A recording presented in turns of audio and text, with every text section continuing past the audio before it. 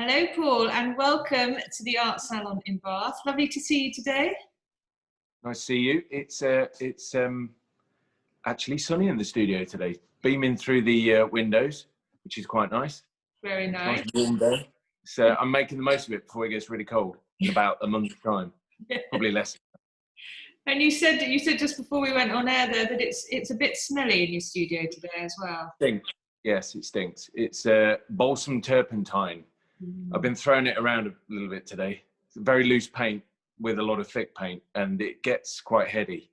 But all the windows and doors are open, so hopefully. You won't just. Not yet. There have been days when I've not really remembered getting home, but not what. That's not today. That's not today. Let's not do that on camera. No. That would be best on camera. So behind you, you've got a very lovely interior scene, which is going to be in the catalogue that's coming up. And Yep. I've got a couple of your interiors here as well. So let's start by talking about your interiors. We've got three different, I put out today, there's three very different genres that you paint in, and you can tell your hand is the same. You can tell it's the same artist. But let's start with your interiors. Their colour, they're highly coloured, they're beautiful. What is the interior to you? Because there's no people in your interiors. It does look like someone's just stepped out to make a cup of tea. Or tell me about your approach with interiors. They are very much all about energy. So they're about spaces that we've inhabited. And the sort of the stain of our lives that we leave on the room, if you know what I mean. The idea that you've just left. I actually think they wouldn't work with people in them. They'd seem very still, I think. And I think it would be a very fixed moment. Whereas I think because there aren't people in there, it feels like that moment is very fluid. It could be just before someone's coming into the room. It could be someone's not been there for a long time. And I think the narrative's quite open because of it. Yes, I think, but how on earth do you get that? How is it not just a painting of a chair or a painting of a desk? Like here we've got, but this desk has just been sat at, someone's got up, and someone's going to, or they've gone now and they'll be back tomorrow. How do you get that across, that energy? I think it's about treating everything as if it's a person. So I treat some curtains in the same way that I would treat a face. So if you put the energy and the intensity through everything that you paint, it should have life. And because of the way that I work, which is very expressive anyway, in some way I hope there's some of that energy comes out of me. And because it's not a precise thing with me either. And I think because it isn't, some of those accidents and some of those things that happen because of two things that I do creates maybe something else. Maybe that other thing is the thing that gives it a bit of life or a little bit of unpredictability maybe in some way.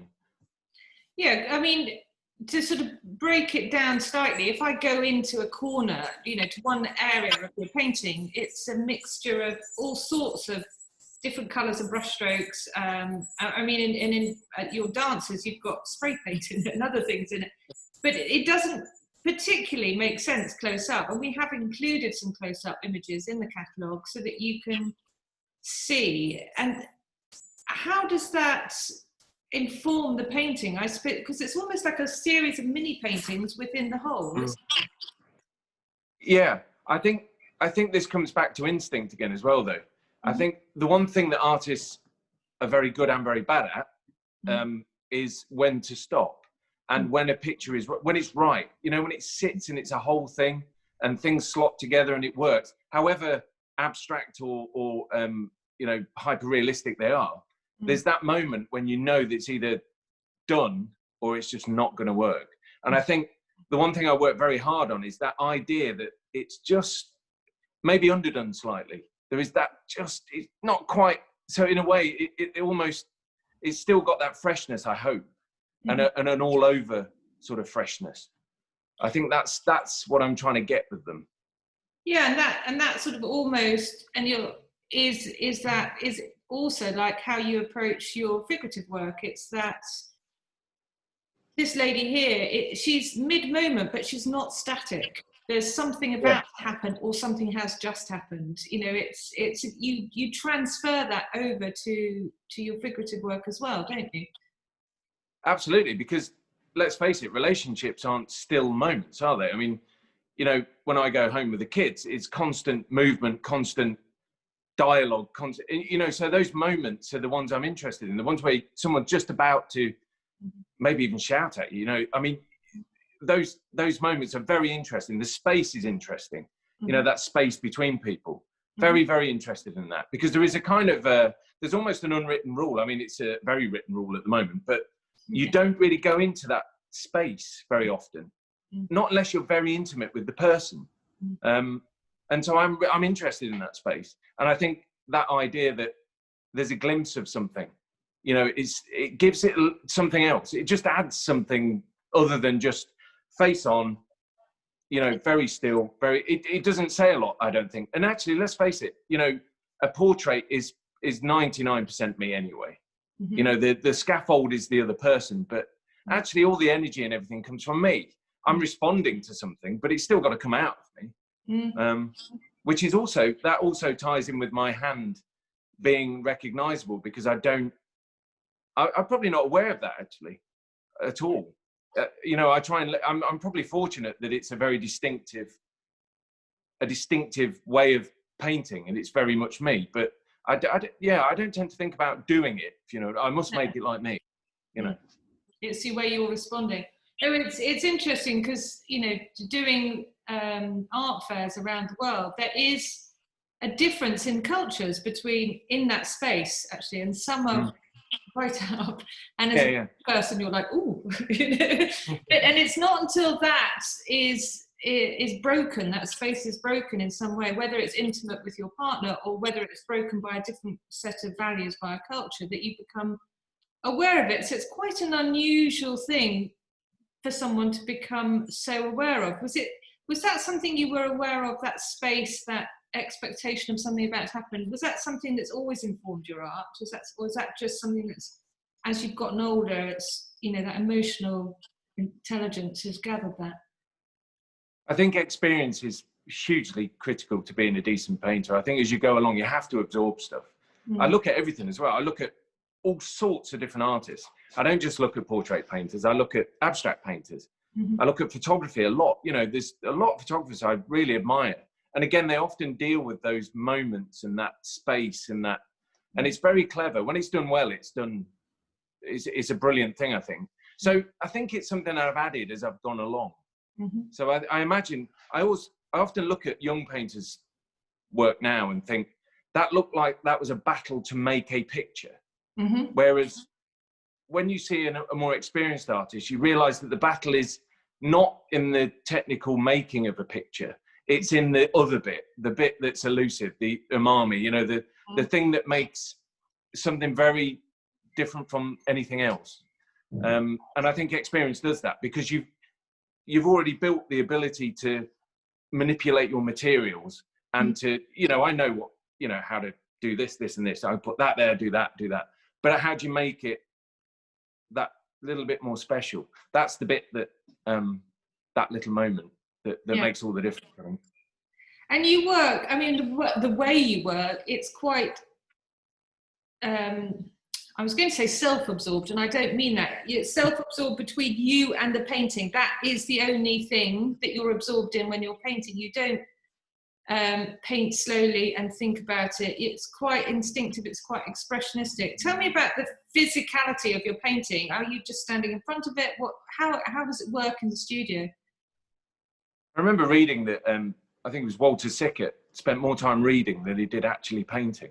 Right. But what happened when he did painting, when he was actually there doing it, it really mattered.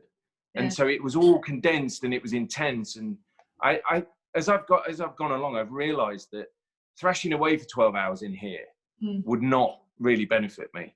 I used to be able to do it when I was young, and you'd be thrashing away, lots of paint, lots of mess. Actually now I try and, everything's set up as I want it. It's a very private space, so very few people tend to come in here. And I feel very safe here. It's very much my space. I can express myself, listen to whatever I want. So actually, it's probably bursts of energy. And sometimes I'll sit and read. or I listen to music. But it's very much, I kind of go at it. There's no middle ground. There's no just teasing around with it. It is bang, do or die. Which of course is great. When it works, is you feel great for about 5 minutes, and you realise you've got to do it again on the next piece. And but when it goes wrong, you also get that massive slump, you know, where you think, oh, I've put everything into that, but that's part of the game. You know, it's the setup, it's the way it works. And will you analyse it, why it went wrong, or you just let that go? Yeah, well, I've worked on something today, and at different stages of the making of what I was doing, at one point I thought, oh, this is going to be great. I know that this is going to work.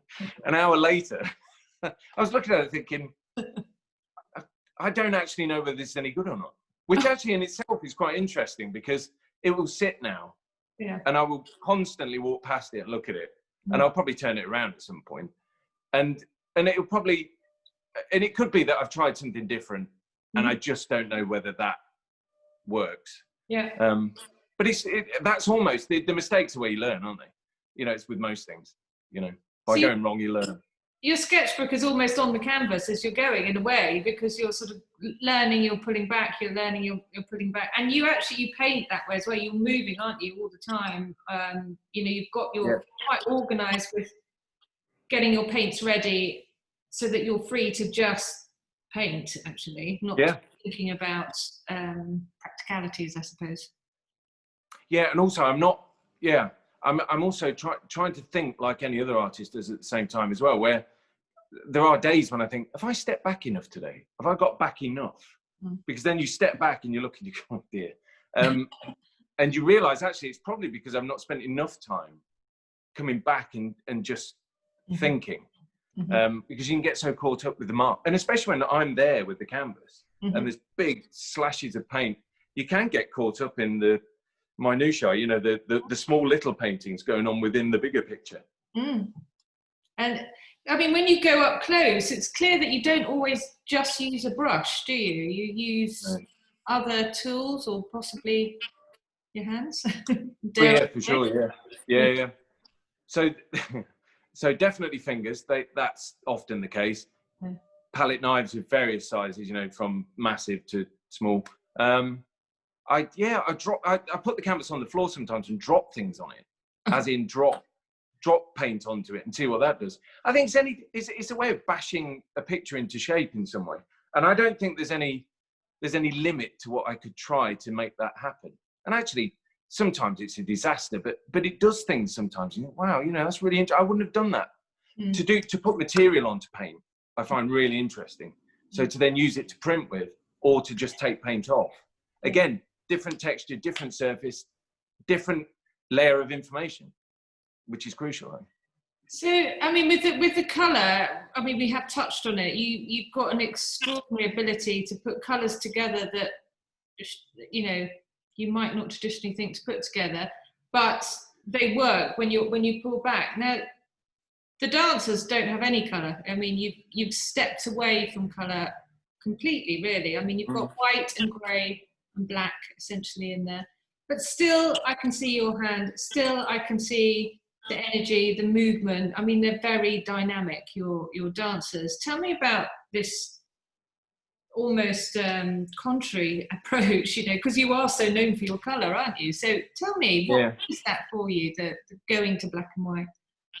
It's purely a way of escaping colour, I think, for a while, giving your head a rest from, because it is complex. Colour is extremely difficult, I think, to manage. Because it's so varied. You could do anything with colour. And I always feel like I'm only scratching the surface, but it's by going into monochrome, there is an element of just working with mark making, texture, composition, and movement. And with the dancers, they just need, I just feel that the priority isn't colour, it's to make them look like they're moving. Now, I could do that with colour, and I have done probably in the past. But I do think that the eye will then concentrate on the movement rather than, wow, look at that red that's, you know, going through that piece of material.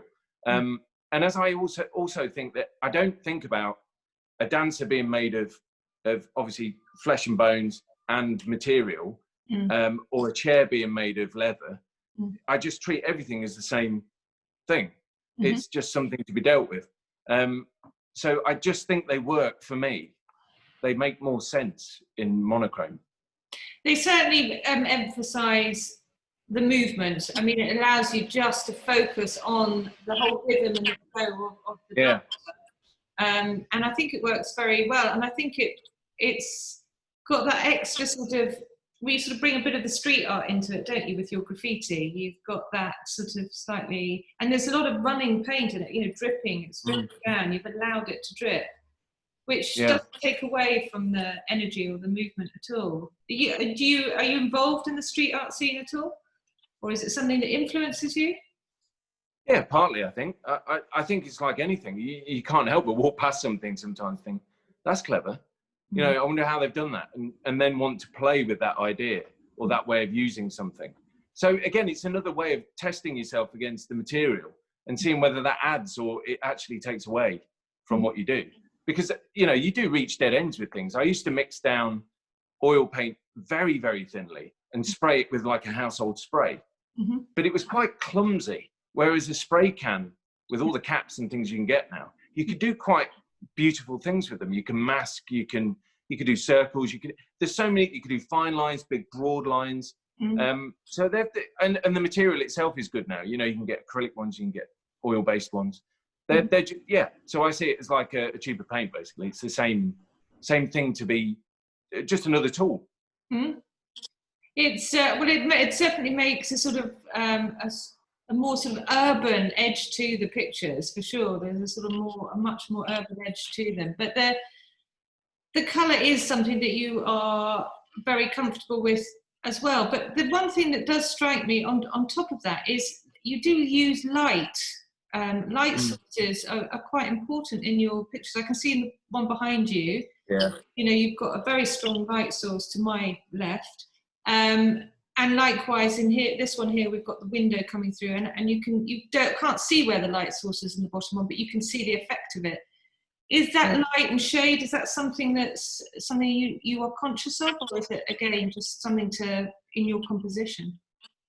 Yeah, my tonal range is quite broad. It goes from very white to very dark. I'm not going to say black, but just very dark. So some people's tonal range is very narrow, or much more narrow than mine. But I actually like the sort of energy that gives to a picture. So in some way, it's hard to manage sometimes, because I'm very aware sometimes that if you're not careful, you have no mid-tone. So you end up with very dark, very, very light, and it just looks a bit clunky. But I do like the dynamism that gives. I think it's more theatrical, I think, in some way. They are. Well, I suppose it also gives life to that interior or to that face. It anchors that place. It's not always bright, sunshiny light. It can also be a sort of duller light, which is more real in many ways. Well, Paul, it's been a delight, as always, to be talking to you, and I am very much looking forward to the catalogue that's coming out. And I think you're taking over Instagram for a few days. So I'm sure you'll show us how it's all done. But until next time, thank you and goodbye. Thanks, Jenny.